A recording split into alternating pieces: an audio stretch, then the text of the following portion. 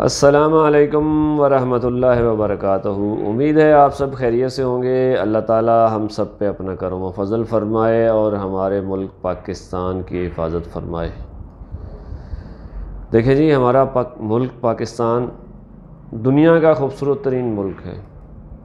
4 موسم اللہ تعالیٰ نے دیے ہیں اور پہاڑ، میدان، لہلہاتے کھیت، ہر چیز ہمیں میسر ہے۔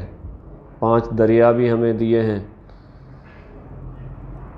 اور ایک بہترین فوج بھی ہمیں اللہ تعالیٰ نے دی ہے۔ ہمارے ملک کی فوج بہترین، دنیا کی بہترین فوج ہے، اور فوج ہر ملک کے لیے کتنی ضروری ہے یہ آپ سمجھ سکتے ہیں۔ آج سے 10-15 سال پیچھے یا 20 سال پیچھے چلے جائیں تو ایک ملک ہوتا تھا عراق، صدام حسین، بہت بڑا نام۔ شام، حافظ الاسد، لیبیا، کرنل قذافی، مصر، حسنی مبارک۔ یہ 4 ملک تھے جو سعودی عرب کے آس پاس اور مضبوط ملک تھے، تگڑے ملک تھے، باڈی گارڈ تھے اسلامی دنیا کے، اور ان کے عوام بھی خوشحال تھے۔ کہنے کو تو وہ ڈکٹیٹر تھے، کوئی مارشاء اللہ تھا یا کوئی فوجی آمر تھا، لیکن اگر ہم تو اب کی بات کر رہے ہیں، لیکن اگر آپ 20-25 سال پیچھے چلے جائیں تو ان ممالک کے حالات، ان ممالک کے عوام سے اگر پوچھیں، کسی پرانے لوگ جو بچ گئے ہیں زندہ، تو وہاں حالات بہت اچھے تھے، بہت خوشحالی تھی، بہت زیادہ اچھے حالات تھے، کاروبار تھے، لوگ امن و سکون سے رہتے تھے۔ پھر ایک شور اٹھا جمہوریت کا، جی وہاں جمہوریت لانی ہے، اور امریکہ اور یہ دوسرے ممالک مل کے، مغربی ممالک مل کے، ان کی پلاننگ تو کچھ اور تھی، لیکن یہ کہ جمہوریت کے نام پہ وہاں کی نوجوان نسل کو بگاڑا گیا، ابھارا گیا، ہنگامے، آئے دن تشدد، جلسے جلوس، جو حال اس ٹائم پاکستان کا ہے، تو وہ حال وہاں کیا گیا، اور اس کے بعد رزلٹ آپ کے سامنے ہے۔ نہ وہ ملک رہے، نہ ان کی فوج رہی، نہ وہ عوام رہے۔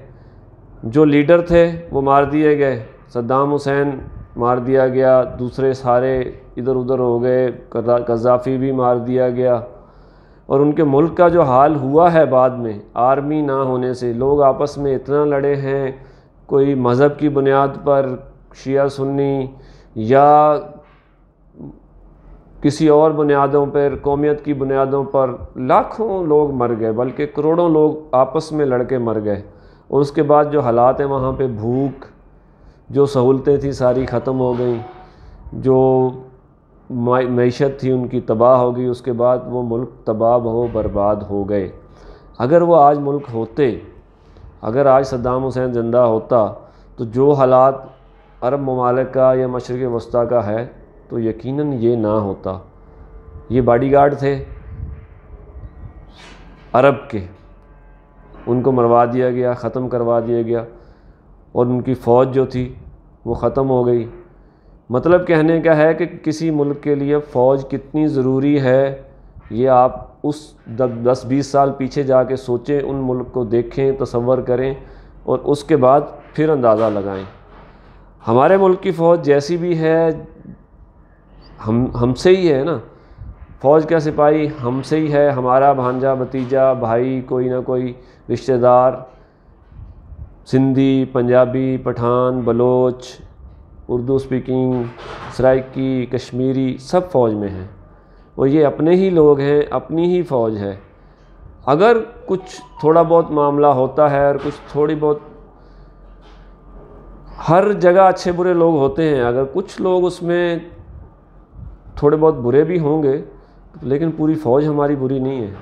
فوج ہمارے ملک کے لیے کتنی ضروری ہے یہ آپ سب جانتے ہیں۔ اگر فوج نہ ہو تو چاروں طرف جو بھیڑیے نظریں لگا کے بیٹھے ہوئے ہیں، تو وہ کب کے ہم کو کھا چکے ہوتے۔ میری ایک درخواست ہے نوجوان نسل سے سیاسی جماعتیں سب کی ہوتی ہیں، سب الگ الگ بولتے ہیں، سب کے اپنے اپنے لیڈر ہیں، لیکن پاکستانی فوج کے بارے میں برا بھلا کہنا، ان کے بارے میں اچھی بری باتیں کرنا، الزام لگانا، اس سے یہ نہ کریں۔ بہت دکھ ہوتا ہے کیونکہ بہت سارے لوگ جو ہیں، جو شہداء ہیں، ان کے وارثین جو ہیں، لواحقین جو ہیں، جنہوں نے اپنا بیٹا دے دیا، شہید ہو گئے، یا جو زخمی ہو گئے، جو اپنی ٹانگ گنوا چکا ہے، جو اپنا ہاتھ گنوا چکا ہے فوج کے لیے، ہمارے لیے، ہماری ملک کی حفاظت کے لیے، تو فوج ضروری ہے اور ہر ملک کے لیے ضروری ہے۔ پاک فوج کے خلاف بولنا بند کر دیں۔ آپ ساری باتیں کریں، سیاست کریں، گورنمنٹ کو بولیں، محکموں کو بولیں، کسی بھی محکمے میں جو خرابیاں ہیں ان کی نشاندہی کریں، لیکن پاکستانی فوج ہمارا اثاثہ ہے، ہمارے لیے ضروری ہے، اور ہماری ہی اپنی فوج ہے، ہمارے ہی اپنے لوگ ہیں۔ تو احتیاط کریں، پاکستانی فوج ہمارا اثاثہ ہے، احتیاط کریں بولنے میں، کہنے میں، سننے میں۔ بہت ساری باتیں جو جھوٹ ہیں اور میڈیا پہ پھیلائی جا رہی ہیں، اس کو ہم آگے شیئر کر دیتے ہیں، اس سے بھی پرہیز کیا جائے۔ آپ اندرونی حالات نہیں جانتے، جو جانتے ہیں وہ ایسا نہیں کرتے، اور جس حالات سے ہمارا ملک گزر رہا ہے، چاروں طرف لوگ گھات لگا کے بیٹھے ہوئے ہیں۔ سمجھیں کہ آپ ہمارا ملک ایک خرگوش ہے، اور چاروں طرف بھیڑیے، چیتے، کتے، بلے، لومڑ، سب اس پہ گھات لگا کے بیٹھے ہوئے ہیں، اور انہوں نے اس کو شکار کرنا ہے۔ تو ایسا نہ ہونے دیں۔ پاک فوج زندہ باد، پاک فوج پائندہ باد۔ یہ ہمارے ہی لوگ ہیں، ہمارا ہی خون ہے، اور ہمارے لیے جانیں دیتے ہیں۔ بس اس سے زیادہ میں کچھ نہیں کہہ سکتا۔ آپ کی اپنی فوج ہے، اس کے خلاف نہ بات کریں، نہ بولیں۔ وہ جو کر رہے ہیں بہت اچھا کر رہے ہیں۔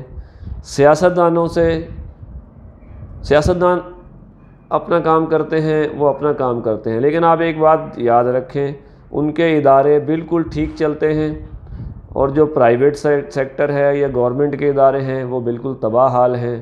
وجہ یہ ہے کہ وہ کام نہیں کرتے، وہ کام کرتے ہیں۔ تو پاکستان کے لیے فوج زندگی اور موت کا مسئلہ ہے، ہمارے لیے جتنا ضروری ہے۔ پاک فوج کے خلاف نہ جائیں، وہ بھی اپنی ہے اور لوگ بھی اپنے ہیں۔ دشمن کی سازش ہے کہ آپس میں لڑوا دیا جائے، سیاست کر کے، جمہوریت کے نام پہ، یا کسی بھی طرح کو فوج کو آمنے سامنے کھڑا کر کے۔ مقصد فوج کو ختم کرنا ہے، فوج ختم تو پاکستان ختم۔ تو ایسا نہیں ہونا چاہیے، اور ایسا انشاءاللہ ہوگا بھی نہیں۔ ہمارے بہادر لوگ، ہماری بہادر فوج یہ سب نہیں ہونے دے گی۔